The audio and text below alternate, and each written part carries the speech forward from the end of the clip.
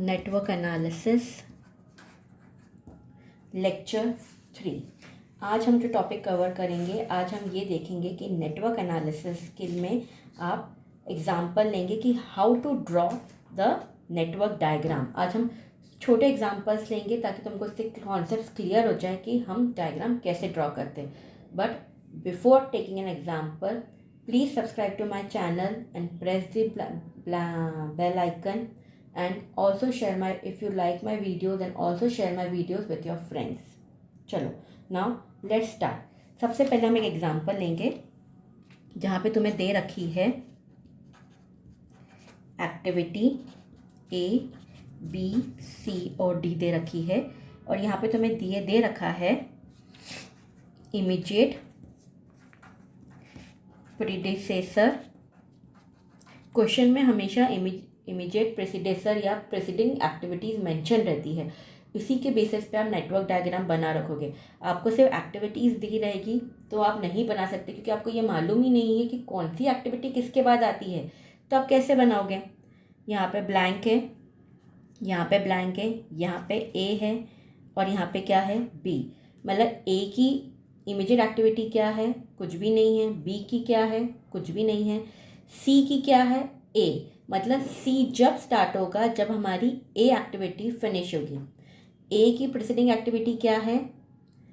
ए की preceding activity कुछ भी नहीं है, लेकिन सी की प्रीसीडिंग एक्टिविटी क्या है? ए है। उसी तरह डी की प्रीसीडिंग एक्टिविटी क्या है? बी है। ठीक है, स्टार्ट करें हम ये डायग्राम बनाना। जैसे मैंने पहले के लेक्चर में बनाया था कि हमेशा आप आपकी इवेंट किससे स्टार्ट करते हो? 1 से करते हो। ए और बी दोनों स्टार्टिंग एक्टिविटीज़ है, तो दोनों हम फर्स्ट उससे निकालेंगे, ए एंड बी। सी कहाँ से स्टार्ट होगा? जहाँ पे हमारा ए फिनिश होगा। तो ये ए को हमने यहाँ फिनिश करा और यहाँ से हमने क्या निकाला? सी। एरो बनाना मत भूलना। यहाँ पे नोड में भी नंबरिंग करनी है। डी की प्रीसीडिंग एक्टिविटी कौन सी है? बी। तो आपको डी को यहाँ पे बी को यहाँ पे ख़त्म करना पड़ेगा और यहाँ से डी निकालोगे। अब क्या इन दोनों के लिए हम अलग अलग नोट्स बनाएंगे? ऐसे बनाएंगे क्या? ऐसे नोट्स बनाएंगे क्या? यहाँ पे 4 यहाँ पे 5 लिखेंगे? नहीं, ये गलत है। एक स्टार्टिंग नोड होता है और एक एंडिंग नोड होता है, तो ये चीज़ गलत है। हमको कैसे बनना पड़ेगा?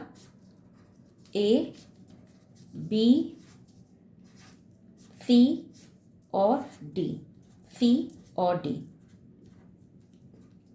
एरो बनाना मत भूलना। 1, 2, 3 एंड 4।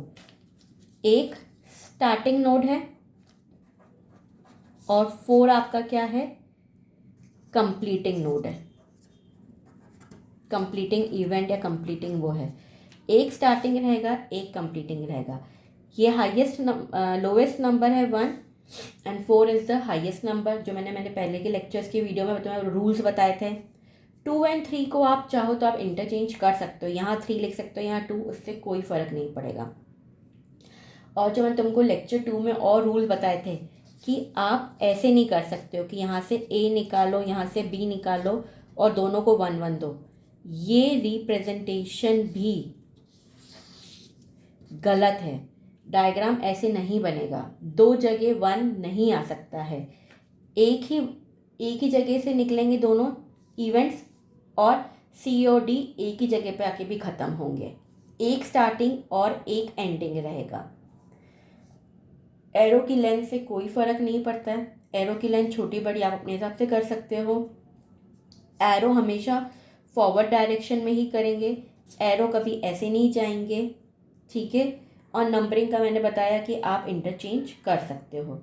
ये बहुत छोटा एग्जांपल लिया है मैंने ताकि कॉन्सेप्ट्स क्लियर हो जाए, और जो रूल मैंने लेक्चर 2 में समझाए थे वो वापस से तुमको रिवाइज हो जाए और क्लियर हो जाए कि क्या रूल्स होते हैं डायग्राम बनाने के। ठीक है, ये एग्जांपल 1 था। हम एक एग्जांपल और लेते हैं, छोटा सा example. Activity A, B, C, D and E है, और इमीडिएट प्रीडेसेसर जो है आपके एक्टिविटी ए का कुछ भी नहीं है, बी का भी कुछ भी नहीं है, सी का ए है, डी का ए है, सी का सी और बी है। ठीक है, अब इसके लिए हम नेटवर्क डायग्राम बनाए। हमारा ए और बी हमारे स्टार्टिंग इवेंट हो जाएंगे जैसे पहले थे, ए एंड बी। सी कहाँ से हो रहा है, जहाँ पे हमारा ए फिनिश हो रहा है। डी कहाँ से हो रहा है, जहाँ पे हमारा ए ख़त्म हो रहा है। और ई कहाँ पे हो रहा है, ई की प्रेसिडेंशियल एक्टिविटी कौन सी है, सी और बी। तो देखो ये हमने ली, सी की क्या है, ए है, तो ये हमने सी बना दी। ठीक है, डी की क्या है, ये भी ए है, हमने बना दी। ई की क्या है, सी और बी है, मतलब ई वहीं से निकलेगा जहाँ से सी और बी ख़त्म होंगे। अब हमने देखो ये एरो थोड़ा सा गलत बना दिया, क्योंकि अब ये एरो ऐसे नहीं बनना चाहिए था, ये ऐसे बनना चाहिए था कि यहाँ पे सी आएगा और फिर यहाँ से हम निकालेंगे ई हमारा। इसलिए मैं हमेशा सजेस्ट करती हूँ कि जब आप नेटवर्क डायग्राम बना रहे हो तो प्लीज़ पेन की जगह पेंसिल से बनाना, क्योंकि नेटवर्क डायग्राम में एरर होने के चांसेस रहते हैं। तो इट्स ऑलवेज़ बेटर कि आप पेंसिल से बनाओ ताकि आप उसको इरेज कर सको। अब मुझे ये डायग्राम पूरा काट के बनाना पड़ेगा क्योंकि मैं ऐसे नहीं कर सकती हूँ। तो अब मेरा जो फ्रेश डायग्राम बनेगा वो कैसे बनेगा, ए यहाँ से निकाला, बी भी स्टार्टिंग इवेंट है तो निकलेगा। अब मुझे सी वहीं पे करना है जहाँ पे बी है, तो ये सी हो जाएगा, क्योंकि इस इधर से मेरा फिर निकलेगा आपका ई, और ए कहाँ से निकलेगा, डी। अब मुझे ई और डी दोनों को सेम नोट पे फिनिश करना पड़ेगा। ऐसे नंबरिंग आप एंड में भी डाल सकते हैं आपकी। ये जो मेरा डायग्राम बनेगा ये ऐसा बनेगा। देखो डायग्राम का शेप चेंज हो सकता है। कैसे चेंज हो सकता है कि जैसे मैंने अगर ऐसे ए निकाला, ऐसे बी निकाला, ये सी आया मेरा। तो अगर डी मैंने ऐसे निकाला है और किसी ने ई ऐसे निकाला है तो डायग्राम का शेप चेंज हो जाएगा, उससे कुछ फ़र्क नहीं पड़ेगा बेटा कि ये आपका मेरा पहला वाला ऐसा बना, दूसरा वाला ऐसा बना, वो चलेगा आपके। बस जो आपके रूल्स आपको वो ध्यान रखने पड़ेंगे कि एरो हमेशा फॉरवर्ड डायरेक्शन में हो, नंबरिंग फर्स्ट नंबर हमेशा स्टार्टिंग रहेगा और जो हाईएस्ट नंबर रहेगा वो हमेशा एंडिंग नंबर रहेगा। डायग्राम हमेशा क्लोज्ड होना चाहिए, एक स्टार्टिंग और एक एंडिंग। ये कुछ पॉइंट्स जो तुम्हें ध्यान रखने पड़ेंगे नेटवर्क डायग्राम के लिए। आई होप तुमको ये जो दो छोटे एग्जांपल्स लिए हैं इससे नेटवर्क डायग्राम काफ़ी क्लियर हुआ होगा। और मेरे अगले वीडियो में तुम कॉम्प्लेक्स डायग्राम्स भी देखोगे जिसमें काफ़ी सारी एक्टिविटीज़ आएंगी, 10-15 एक्टिविटीज़ आएगी। तो उसके लिए हम कैसे नेटवर्क डायग्राम बनाते हैं वो मेरे अगले वीडियोज़ में देखना।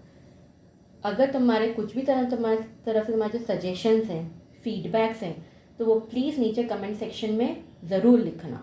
और मेरे अगले वीडियो वॉच करना अगले कॉम्प्लेक्स डायग्राम के लिए, और जो काफ़ी बड़े डायग्राम्स होते हैं कैसे बनाते हैं हम विद डमी, वो मेरे अगले लेक्चर्स में आएंगे तुम्हारे लिए।